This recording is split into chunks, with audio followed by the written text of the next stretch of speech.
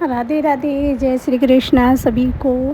तो जैसे कि सबको पता है कि अभी जन्माष्टमी गई थी, तो जन्माष्टमी के जो छठे दिन होता है वो हमारे कान्हा जी का छठी होता है, जो हम छठी मनाते हैं। तो छठी में जो हम भोग बनाते हैं वो कड़ी चावल और हलवा का भोग बनाते हैं। तो जो जन्माष्टमी मनाता है या नहीं भी मनाता है, तो बहुत लोग होते हैं कि जन्माष्टमी की पे लड्डू गोपाल की जो सेवा नहीं करते, वो भी छठी मनाते हैं।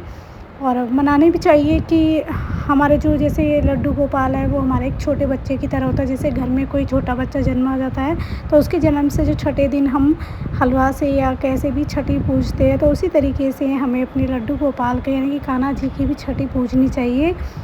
तो होता क्या है कि इसमें कि जो हम भोग बनाते हैं वो तो कड़ी चावल का भोग बनता है, जैसे जो घर में बनता है उसको भी हम बना सकते हैं। तो उसमें हम अपने कान्हा जी को नए वस्त्र पहनाते हैं, जैसे पीले वस्त्र पहनाओ या फिर रेड कलर के यानी कि लाल कलर के कपड़े पहनाओ, लेकिन जो वस्त्र पहनाते हैं वो नए वस्त्र होने चाहिए। और जो कान्हा जी को हम स्नान कराते हैं वो दूध में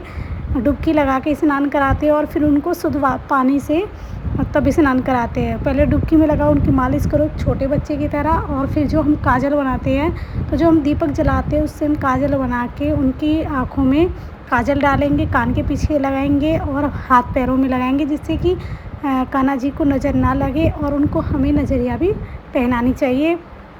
क्योंकि नज़रिया पहनाते हैं तो कहते हैं कि जैसे छोटे बच्चों को नज़रिया पहनाते हैं तो उनको नज़र के लिए नज़रिया पहनाई जाती है कि जिससे कि उनको नज़र ना लगे। तो सेम ऐसे ही हमारे जो कान्हा जी होते हैं, जो लड्डू गोपाल होते हैं, वो भी हमारे घर में एक छोटे बच्चे की तरह होते हैं। जब उनकी छोटे बच्चे की तरह सेवा करते हैं तो हमें सारे काम उनको ऐसे ही करने चाहिए जैसे हम एक छोटे बच्चे को कराते हैं।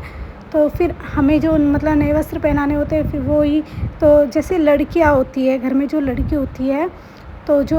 बच्चा होता है तो उसकी छठी पूजते तो वो लड़कियाँ पूजती, तो उसी तरीके से जो तुम्हारे घर में कान्हा जी होते हैं, लड्डू गोपाल होते हैं, उनकी जो छठी पूजवाते हैं तो वो किसी लड़की से पूजवानी चाहिए और उनको नेक देना चाहिए। और लड्डू गोपाल की भी जो हम नज़र करते हैं, उतारते हैं, तो वो हम कुछ पैसे लेके उनको नज़र उतारेंगे, या तो फिर हम वो उनको